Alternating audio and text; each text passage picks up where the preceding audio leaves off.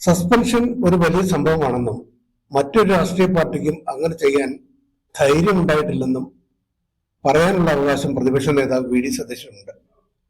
പക്ഷേ അതപ്പാടെ വിഴുങ്ങാൻ കോൺഗ്രസുകാർ പോലും തയ്യാറല്ലെന്ന് സതീശൻ മനസ്സിലാക്കണം.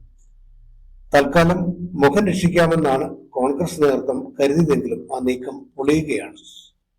ഒരു നിർണായക സമയം വരെ രാഹുലിന്റെ രാജിയിൽ ഉറച്ചു നിന്ന നേതൃത്വം വളരെ പെട്ടെന്നാണ് അതിൽ നിന്ന് പിന്മാറിയത്. അത് രാഹുലിന്റെ കയ്യിലിരിക്കുന്ന ബോംബിനെ ഭയന്നാണെന്ന ചർച്ച വ്യാപകമാണ്.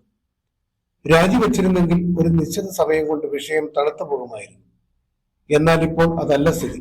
പ്രത്യേകിച്ചും കോൺഗ്രസിലെ സസ്പെൻഷന്റെ ആയുസ് എല്ലാവർക്കും അറിയാവുന്ന സാഹചര്യത്തിൽ.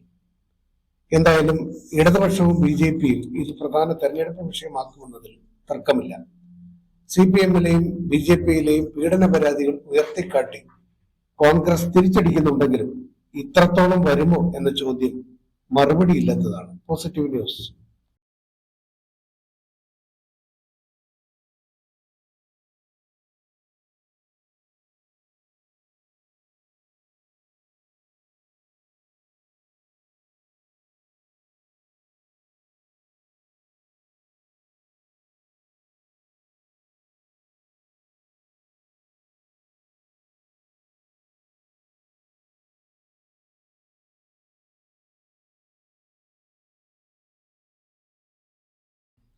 YMCA കുറ്റൂരിൽ സംഘടിപ്പിച്ച ഇന്റർ റിലീജിയസ് ലോക സമാധാന സമ്മേളനം ഉദ്ഘാടനം ചെയ്യായിരുന്നു അദ്ദേഹം. സ്വതന്ത്ര മതചിന്തകളും പ്രാർത്ഥനകളും വസ്ത്രധാരണങ്ങളും നോക്കിയാണ് ആക്രമിക്കുന്നതെന്നും സതീശൻ കൂട്ടിച്ചേർത്തു. ഫാദർ പുല്ലേലിൽ അധ്യക്ഷനായി ബിഷപ്പ് ശാമുവേൽ യോഹന്നാൻ അനുഗ്രഹ പ്രഭാഷണം നടത്തി. Positive news.